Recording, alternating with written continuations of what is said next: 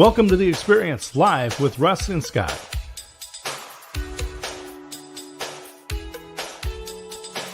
Join us every Wednesday at 7 a.m. Pacific, 10 a.m. Eastern on LinkedIn, YouTube, and Facebook.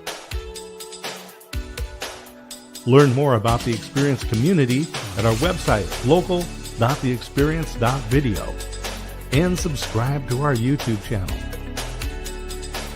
The Experience is brought to you each week by these great sponsors. The Jalot Home Team at Keller Williams Mid-Willamette Real Estate, the #1 team in Oregon, 541-451-2211, teamjalot.com. Make 2025 your best year ever. Set and track your goals with the Independent Planner. Designed for entrepreneurs by an entrepreneur. Supplement your digital calendar. Independent-planner.com. The Jim Coleman Insurance Agency.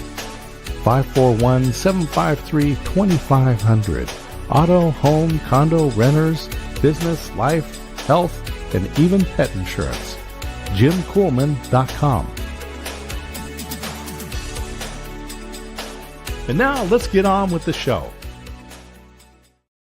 And so we are getting on with the show, and I'm just going to let everyone know right off the bat that Russ won't be joining us today. He did have a reaction to his cancer treatment, so we are all praying for him. But today's guest, Jahmaal Marshall, is going to be here with us in just a couple of minutes. But our guest host stepping into the gap is Shri. Shri, welcome. Good to see you. Good to see you too. Welcome everybody to this lovely day where we are going to be talking about inspiration, burnout, and so much more. But really, how's the weather? Like, I genuinely care to know what is the weather like for you, because we have, families in California. We're praying for you. We have Russ. That's right. But then if you're in Texas, we have 40-degree weather. And for some of you might have 20 or maybe 5-degree. Let us know. Well, we'll read the comments and we'll throw a few of those up there. Russ is watching from the wings. He says, good morning, friends. So it's good to have Russ here. Hey, I'm just going to tell everybody that we are live every Wednesday at 7 a.m. Pacific time. And for those of you in Texas Standard Time, like Shri and myself, it's 9 a.m. So it's not so bad, but early morning for some folks, but a beautiful day every Wednesday here live on LinkedIn, Facebook, and YouTube. And you can go to our webpage to local.theexperience.video and learn all about the shows that Russ has, that I have, that we do together. You can find our LinkedIn, you can find our YouTube, and I encourage you, share with us your YouTube link so we can follow you. And here's a crazy deal, Shri. If you have 100 followers on YouTube, you're like in the top 10% of YouTubers around the world. And it doesn't take much to get 100. And in fact, we could do it today for people who have a YouTube channel. Put it into the comments and then follow each other. But go to local.theexperience.video and click on the YouTube, click on Russ's YouTube, on my YouTube, and the YouTube for the Experience. Follow us. We'll follow back. It's good for everybody. Well, for me, I have 62 followers. I'm trying to get to 100. So I will definitely share my link. But we're not here to learn more about me. Who are we really here for? Yeah, so we've got Jahmaal, who's our guest today. And I will just tell everybody that as a motivational listener, I love the name of his business. We're going to learn a lot about that. And we're going to bring him in just a moment. Shri, what have you got going on this week, and how can people get a hold of you as well? So I have an Ask Me Anything live tomorrow, which is really big for me because I haven't done one of those in so long. So that is, I do social media. I also do live stream podcasting, but If you have questions on any of these topics, definitely join in tomorrow. And you can contact me here on LinkedIn. I'm here. I'm also on YouTube. I'm on Instagram, but I just want to make it easier. Wherever you are, you can find me. Nice. All right. Hey, I'll tell people I've got a show that is fairly new. We're only 16 episodes into it, I think. This is the Waco Experience, an American Story. So you can find it as a podcast. Go to thewacoexperience.com and you can find it on, click the listen now button, and then you can find it on whatever your favorite podcast platform is. It broadcasts on station KBBW here from. And it's from Waco, but we reach all the way up to Dallas, down to Austin, so a pretty good footprint. And I just had a lot of fun. I got to go record with Congressman Pete Sessions in his office. And so those episodes, I'm editing them right now. He was very generous with his time. It's going to be a two-parter. I've got a 30-minute show on the radio, and it's going to be a two-parter. It turned out to be a father-son story and a father-son story. So you have to listen to find out what that means. And true crime, where when his father was a judge, there was an assassination of another judge that caused his father to have to come live with them. His dad ended up also being the fourth director of the FBI. So we've got some great stuff coming up on the Waco Experience. So anyway, with that, let's bring Jahmaal in and let's get to the good part of the show. And Jahmaal, good morning. Let's go ahead and have you give an introduction, who you are, what's going on in your world, and don't make people wait. Find out how they can get a hold of you, and tell people, first of all, what is this crazy good name that you have for a business? That's a lot right off the bat. I'm going to do my best to tackle all those. I want to say good morning, everybody. And Russ, you already know you're in my thoughts and prayers. So you have my full support here from the East Coast, man. So, hey, everybody, I'm Jahmaal Marshall, certified counselor, consultant, and podcast host, and now keynote speaker. My business is called Listen, Then Speak, LLC. I could tell you how I got that name, but I think it's really a play on words of who I am. Doing team consulting in corporate and doing one-on-one counseling with individual contributors or senior leaders, I have to be able to listen to find out what the pain points are. If I cannot listen to get the pain points, I cannot collect enough data to know how to address it to get you the results. And listening is an art. Listening is an art that actually prepares you not to even be confident. That word can be a little sketchy. It helps you to be aware of how to proceed forward. So if we listen before we speak, we can get so much more done than speaking before we listen. I'm all soaking this in because I'm like, that is a lot. But the first question that comes to mind for me is, at what point in your journey did you realize people are speaking more and listening less? Oh, that's such a good question. I mean, that dates back to me being a little boy. And that's not just people, it all starts at home. We'll go back to early childhood. Growing up, this may not be the story for everyone here, but I grew up in at least what I thought was a pretty balanced household. I had one parent that was absolutely divine in my mom, and another that, I saw mean enough to be a Satan himself, which was my dad. I didn't realize till I was about 6 that he was an alcoholic, and he was also a drug addict. His drug of choice was cocaine and also heroin. So that created a very imbalanced. The children are the greatest recorders, yet the poorest interpreters of information. So with all that was happening, I didn't have language for that. And I noticed with fights with him and my mom and dad, they were both talking over each other, invalidating one another's experience. And so that only further to exacerbate the turmoil in the home. My response to that was to keep everything quiet, to keep everything perfect, to keep everything copacetic.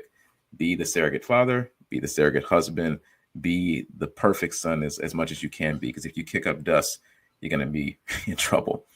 That manifested itself in later adult life in being the perfect employee. Being the straight A student, I wasn't naturally athletic, but I was supernaturally athletic. And it also led to me hitting a wall, because when you try to be everything to all people, you commit to having very poor social, emotional, psychological, and spiritual hygiene. So it was important for me to stop and even listen to my mind and listen to my body. I wasn't listening to my body. I just kept running at breakneck speed because that felt safe for me. Most children will go out of their way to create psychological safety for themselves because that's all they know. And that's all that I knew. I knew if I function this way, the waters don't get troubled, and I may not get hit. I may not get yelled at. I may not get verbally abused. Now, as a student and as a worker in my early career in the government, everybody thought, "Hey, man, Jahmaal, he's a stud. He's a dependable one. I can have him to do anything. He's the first to get here and the last to leave." But what they didn't realize is that all of that excellence and that high performance, I put quotes around that, was a trauma response to what was going on inside that had not been addressed. So I had to learn to stop and listen to myself, because though I was crushing it outwardly, I was being crushed on the inside. So this is interesting. I was just, as you were talking, Jahmaal, I was thinking about the story in the Bible in the New Testament where they talk about whether you're neither hot nor cold, and so you're not good for anything. And from what I understand, where that story came from was there was these two streams, and one of them was from the mountains, and it was this cold, cool, fresh, refreshing water to drink. And another one was from a hydrovent, and so it was like a hot tub type water, right? It was a spa, and you could get in that water. And so you either had this really cool, refreshing water, or you had this very soothing hot tub type experience. And then there was a point where those two streams came together, and so they kind of neutralized each other, right? It really wasn't cool enough or good enough to drink. It wasn't kind of like the hot tub water that you wanted, the spa water. And so as you were telling this story about trying to be everything, you become nothing. So can you kind of continue on with that? And let's talk about the folks that you work with, people who come to work with you. Got it. So I'll continue with the story and then kind of make it applicable to everyone who's going to be listening and tuning in. You take that to later in life in three different business categories. I've worked government, I've worked corporate, I've worked nonprofit. Also, now I'm a business owner. All four of those have very different stresses, very different atmospheres. But one thing is key is that I still brought myself into each of those environments.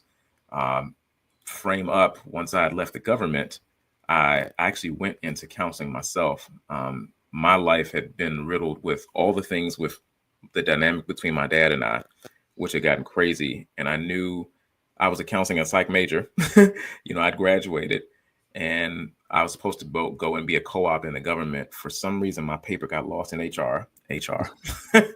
And I literally had worked the highest I could to my position. They threw me a big going away, but they couldn't figure out, how are we not keeping Jahmaal? He's been one of our most excellent employees. I didn't realize that was a way of God closing the door to open another door that left me in no man's land. So I had the time to actually work on me. I spent a lot of my childhood and early young adult years working on everybody else. And I said, I need help. So I actually went for 7 months of actual intense counseling myself. My life had gotten riddled with addictions, even to prescription drugs, just different things so that I could function and deal with who I was. So again, no matter what people look like outwardly, you never know what's going on internally. And through that 7 months of counseling, I learned a lot about my inside world, my headspace, where I really was spiritually. Towards the end of that, they asked me that I want to do an internship. Now, this is in the Midwest in Kentucky. So the first thing in my mind, because I'm from LA, I lived most of my life in DC. I was like, ain't no black people out here. I was just being real. I was like, there's very little color here. And I wasn't raised to see that, but I do like diversity in different spaces. And I didn't see at the time God was calling me to surrender. Don't get used to being uncomfortable. I do this internship for 6 months and they bring me on as an employee. I started off in administration, doing website quality control, also doing customer service, and then going into prison. So I ended up back in justice. And 2.5 years into it, they said they saw a gift in me and they started training me for counseling. So they said, this is your major? So I started taking, the practicum. I started taking all the clinical studies and I got my certification. And then they moved me over to the counseling department. 2 years into that, we go through a whole split within the organization where half the staff leaves. I'm one of 3 senior counselors at this point. And let's frame up for you. We have a CEO who is a bit of a narcissist. We have half the staff that is left. I'm kind of blindsided by all of this because I'm not only managing my caseload, I'm now sitting in meetings that I've never been in before and also managing a remote program, putting together content for them and then doing speaking, going out speaking. And then they also have me going up into a prison in Indiana every Friday. So this is 5 hours, 2.5 hours up, 2.5 hours back. I'm getting ready to hit a wall and I just need to withdraw. The director of our residential program pulls me into his office and he says, Jahmaal, we feel that some of the clients here did not have enough access to you. At this point, I'm like, wait a minute. I'm the first to get to work. I'm the last to leave. I make sure that I can create psychological safety in an environment that everyone can thrive in. You have got to be kidding me. So my thoughts are riveting at this point, Scott, and I am, for lack of better rhetoric, really pissed off. I had to think to myself, is there some merit to what he's saying? And so when I pulled back and could kind of go from a higher vantage point, it hit me that, Jahmaal, you have created this narrative. You have come here, been all things to all people at every level of this organization, that the moment you withdraw to have some boundaries and some time for yourself, it is foreign. It is no man's land. And it went right back to my childhood. This is someone, I've been a senior counselor. My work had changed the lives of many men, women, and families, but I still had my own stuff to deal with. I lived my life to please other people. I lived my life with a fear of rejection. And that's when I had to go back to the drawing board. I had to begin to go into that place of doing masterminds, leveling up in my own counseling, leveling up with mentoring, with coaching. And now I've gotten to the point, this was years ago, where I developed a renew and rewire framework that came out of all of that. And so going back, into work, I was committed to, I cannot be the version of me that the staff wants me to be. And all these people, that's a lot of people to manage that version in their minds. I can only do the best I can. But it took a long time to get there. And when I got there, I noticed that the staff under me, began to thrive. But it started with me first. You can't expect Thrive culture without until you have Thrive culture within. So that was a huge stepping stone that today, I've left the organization years ago, but I was a pillar at that organization before I left and resigned. But I was willing to take the risk to not only talk about boundaries, but to have boundaries and non-negotiables established, not being led by trauma and the fear of rejection, but actually being led by absolute truth. There's a scripture in the ancient word of God that says you'll know the truth and the truth will make you free. I had to actually go back, even having been one who taught and who counseled and took people through truth, to actually rediscover that truth myself. The first thing that comes to mind for me is, for a long time, you were wearing this mask. Mm-hmm. And you were like, this is just who I am. But in your journey, I know you spoke about how you had your boss who showed you, hey, you're not being there for the clients. But I can imagine there was another time that you had an aha moment, which really changed everything. And what was that moment where you realized, you know what, I'm wearing this mask and I need to take it off and I need to be me? What was that moment? Sri, that's such a great question. I had lived for so many years in fear. All I had known to do was to be safe. All I had known is, like, if this didn't feel safe, if this didn't feel right, if I could kind of project onto another person what I thought they were thinking about me, I had to change that. And so even that confrontation with my director back then was what I had already built into everyone. I'd already built into them that they have access to me at all times. And so they were just playing their role in the movie that I had written for them. This was a narrative that I created, but it made me feel safe if I could please everyone, or if I thought I could, or if I always said yes or was always available. I was told by the former director, because we had two directors, he said, Jahmaal, I noticed something about you. You always answer your phone. And at the time, I didn't even think about it until years later. It's just like, that is really poor physical and mental hygiene to always be available. Oh my goodness. And then the environment, the CEO who had founded the environment was a former cop in LA. And so it was a very hierarchical structure, and it was built on fear. It was built on authority, very authoritarian. And so I would do anything I could to fit into that. And, one day, it was around like 2013, but more importantly, 2015, it hit me like, Jahmaal, these things are out of your control. You're literally trying to control the uncontrollables. Control the controllables and let the chips fall where they may. I was married to perfectionism, and I had to make a great divorce from that fallacy, because perfectionism is a fallacy. It's non-existent. Yeah, you talked about some of the helps that you had. So you talked about things like mastermind. And I want you to explain for folks that aren't familiar with maybe you've heard the term, but don't know what the process is. And then let's talk about the process that you take people through to get success. Got it. So with masterminding, you come with everything that you have, and then you rewire. This is what I'm thinking. Now, how do I become the master of this domain? Because obviously my output is showing that I'm not. I have become obsessed with external behavior. And I didn't realize, even as a counselor who could affect change in hundreds of families, my LinkedIn recommendation doesn't tell you half of the work that I've done over the past 14 to 16 years. I myself was still obsessed with what was going on externally. Like Sheree talked about that mask. And so I had to then go mastermind, like, okay, where are you with this internally? If you see my content, you'll see the words root causes almost 90% of the time.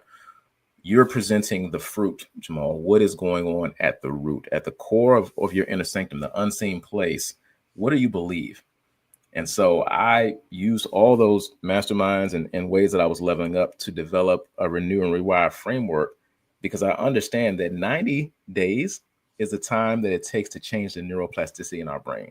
I'm so grateful that in the 1960s, there was a discovery that says, okay, after 25 years old, your brain does not die. Our brain actually goes on to live well into our mid to late 90s and change over and over and over again. And so I didn't realize that you can actually rewire the way that you think, what you believe, and ultimately rewire how you behave. And so with the clients that come to me, these typically are VPs, senior leaders, middle managers. Middle managers always get hell in corporate because they got it from the top and the bottom. That's right. They're just getting pushed, right? That's it. And they have a lot of responsibility, but not the authority. Exactly. And even if they're making the six figures, that six figures is so costly because of everything that they have to go through outside of the corporate space, mostly business owners, so individual contributors, because they're still managing teams. And so my unique modality is to not focus so much on your behavior. We focus on the belief that informs your behavior. That's a phrase that I've coined and trademarked, because no matter what you say, no matter what you do outwardly, what you believe will always inform how you behave day to day. And I take them through a process, one, of first collecting enough data, then isolating the root cause, gaining trust.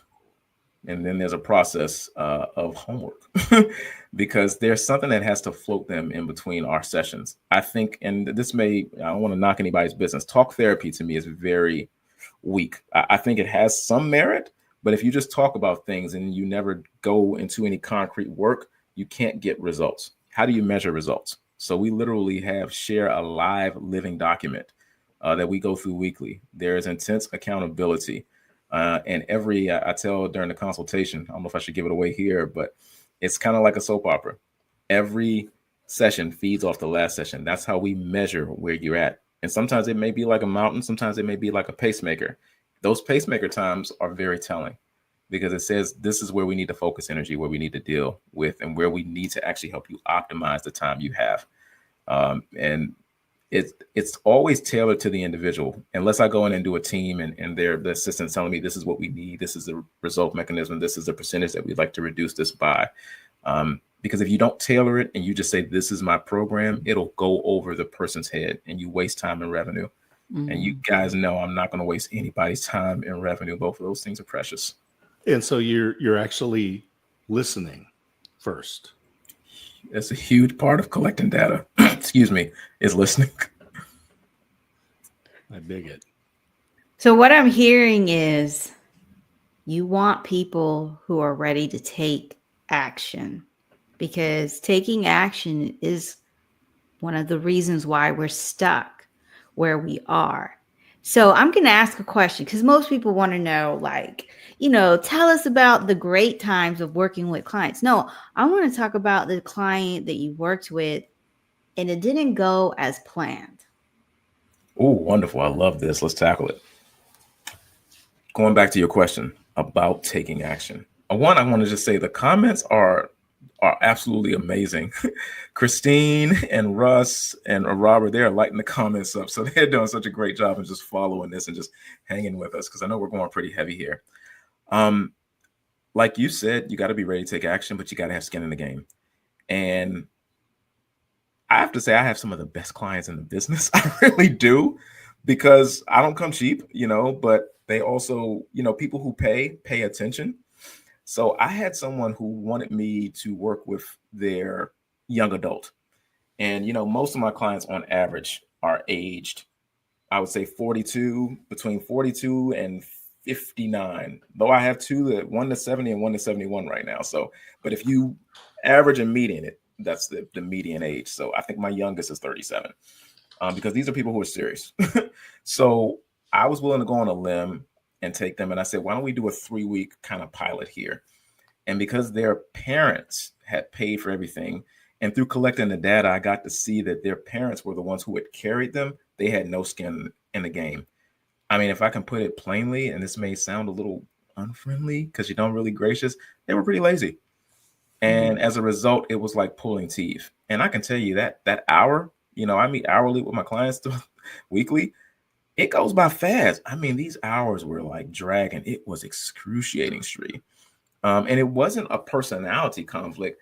I just had realized, and I shared with, the mother, I said, I think you guys actually need to let this person, let life hit them, because they're going to continue to live off of you. And it was a lesson to me, Jahmaal, you have an ICP.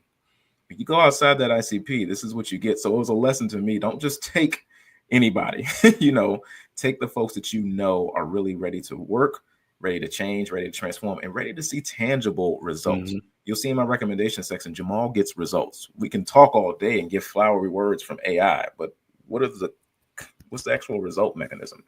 So they weren't ready for getting the right clients. That's just critically good advice. So thank you for that. Jahmaal, you have a great story. I think a lot of people can relate to the background that you have growing up, the relationships, that entry into the workforce and kind of your experiences there, how those have molded and transformed you and brought you to the person that you are today.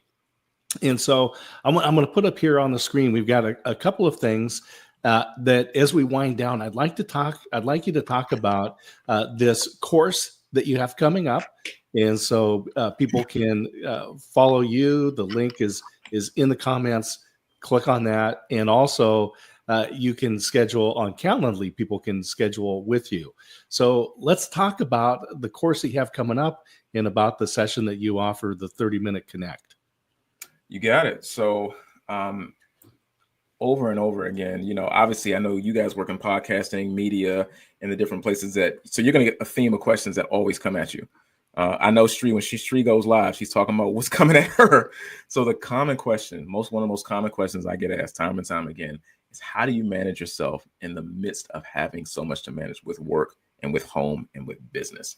So that's the very reason why I created this mini course, is to actually take the 16 years of experience and bottle that up to give someone a cheat sheet, to give them a bird's eye view of what's going on, not so much in our minds, but what's going on in the subconscious mind.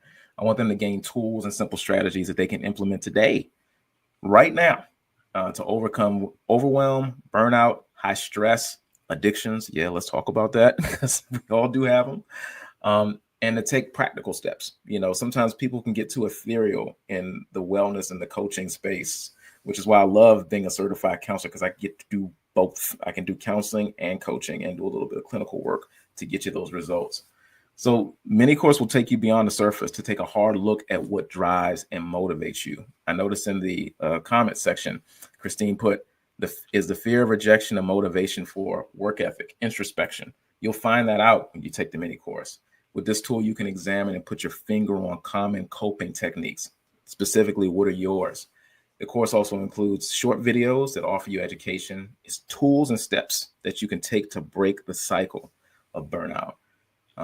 And also, one of the biggest things the course includes is worksheets and journal prompts. That way you can go through it at your own pace. I want to make sure that you don't just hear something and say, oh, I made it through that, let me click that I finished. It's like, no, we're going to actually go back and work through this so that you can understand what's going on beneath, and then therefore transform and transition the behavior on the surface. So let me tell you, man, put the left side of my soul putting this thing together, because I know there are people who can experience you one-on-one, people who can bring you into their companies, and there are people who just ready to get a taste.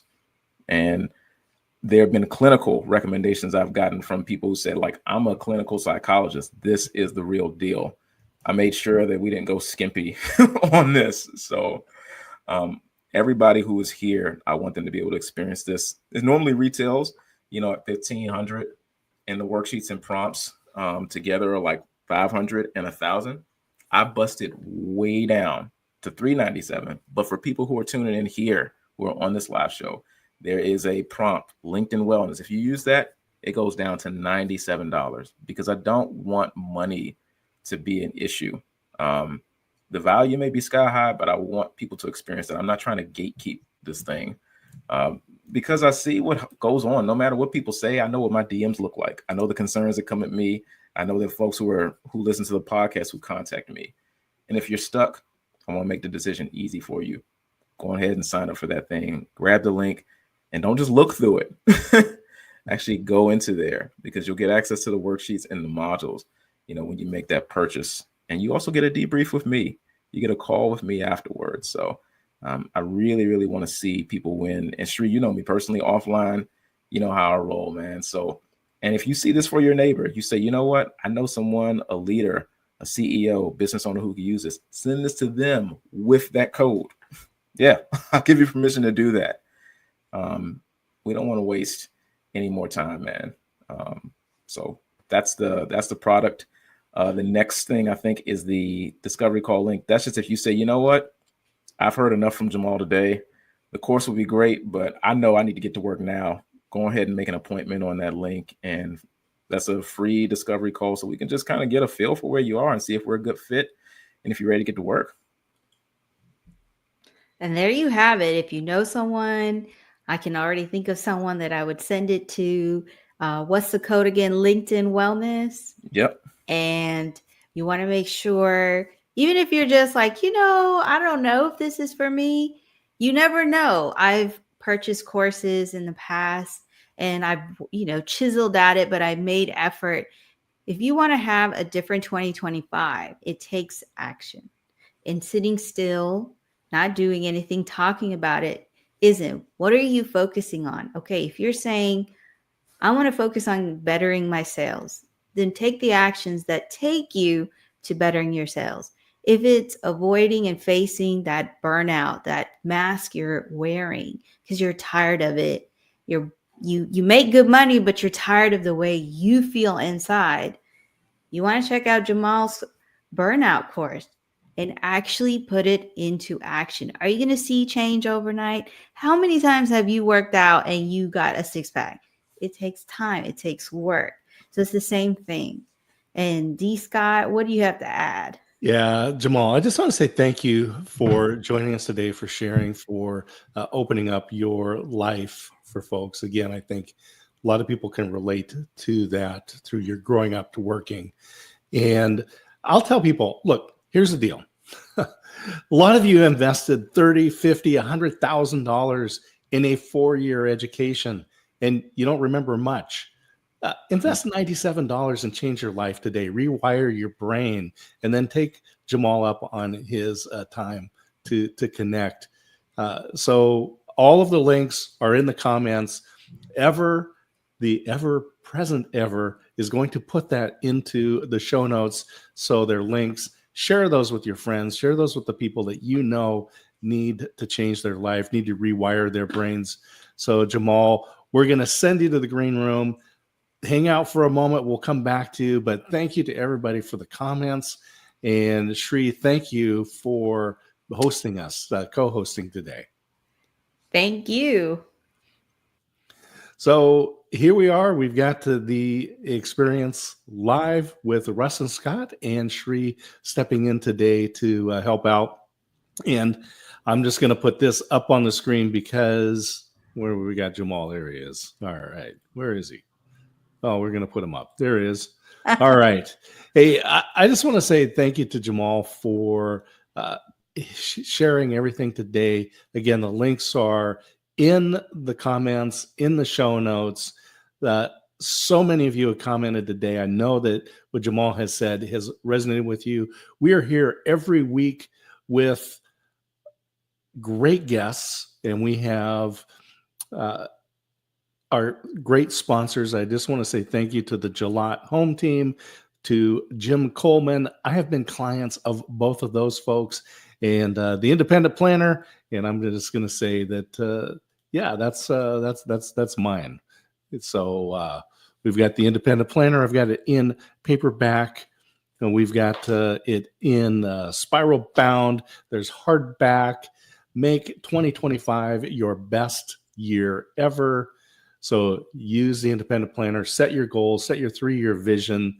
And with that, Sheree, thank you so much for joining in today. And in the absence of Russ, we added that in a while back because we need that enthusiasm that Russ brings. So everyone, continue to pray for our brother. We are grateful for all that he does, for all the love and support that he gives us. And let's share some back to him. With that, Sheree, I will see you next Wednesday morning on Instagram Live for the Experience Backstage. And to everybody, have a great week and enjoy the experience. Bye. Thanks for tuning in to The Experience Live with Russ and Scott. If you enjoyed today's show, please share it with others, post about it on social media, or subscribe on YouTube. See you next time.